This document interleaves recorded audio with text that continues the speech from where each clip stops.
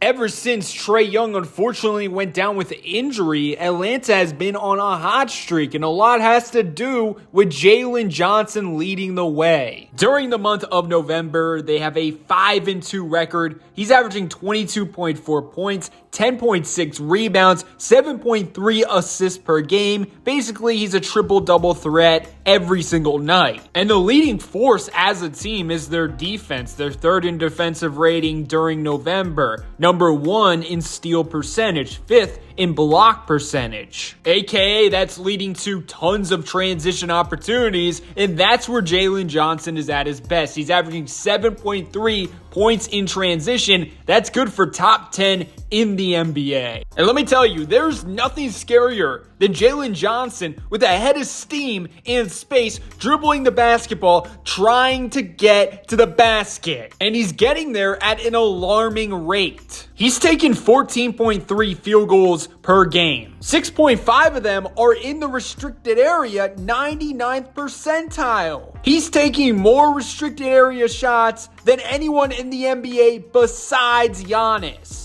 And my goodness, do I have a stat for you that just puts in perspective how crazy efficient he is at this spot. I'm on NBA.com looking at restricted area stats, and I filtered at least 6 field goals attempted in that region. The most efficient basketball player that comes up is Jalen Johnson, 79.5%. Guess who's behind him? Victor freaking Wembanyama. Giannis! And he's just like Giannis, where he has a jumper, but it can be inconsistent at times. But it really doesn't matter because he's going to get to the basket whether you respect his jumper or not. He's that good, he's that athletic, and he's that dominating as an archetype. He's also currently averaging a career high 4.8 free throws per game. His previous career high was last season 3.5 per game, and he's shooting 80% from the free throw line. It seems like he may be taking that jump as a shooter, 38% on 2.8 3-pointers per game. His previous career high was 35%. And then, of course, the free throw shooting is the best of his career, 80%. Previous career high, 74%. He's also shooting 1.4 mid-range shots per game, 78th percentile. 41.2%, 60th percentile. During their hot streak in the month of November, he really has found his groove in the mid-range, 50% to be exact. And when it comes to the three-point shot, above the break three-pointers have been his bread and butter, 42.9%. He's been struggling shooting-wise from the corner. And I put Amen Thompson, Asar Thompson,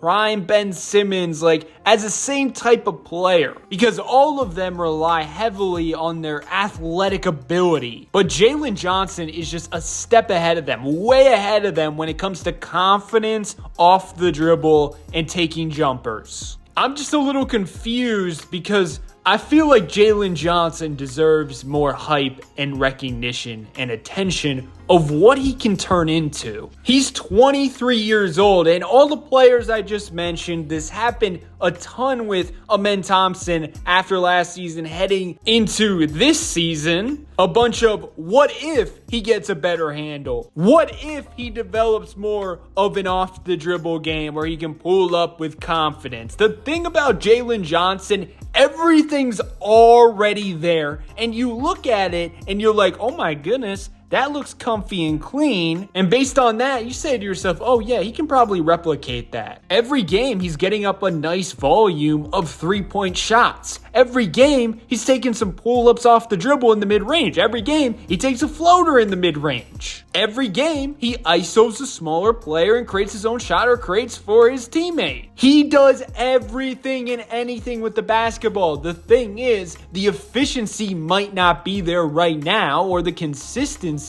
But unlike other players, you see the confidence he has in his game, and also it doesn't look weird or uncomfortable for him. And also, his impact is growing every single game, and it started last season. It's not just this season. Remember, Atlanta was finding their footing. They had a very good performance in the in-season tournament, and then once Jalen Johnson got injured, their season just went crashing down. If I'm being real, if he doesn't get injured, they probably make the playoffs. This dude's a future all-star, but I'm telling you, if he can stay healthy, he's got superstar potential. He's that dynamic as a player, and he makes an impact in so many different ways. Let me know your thoughts below. Do you agree?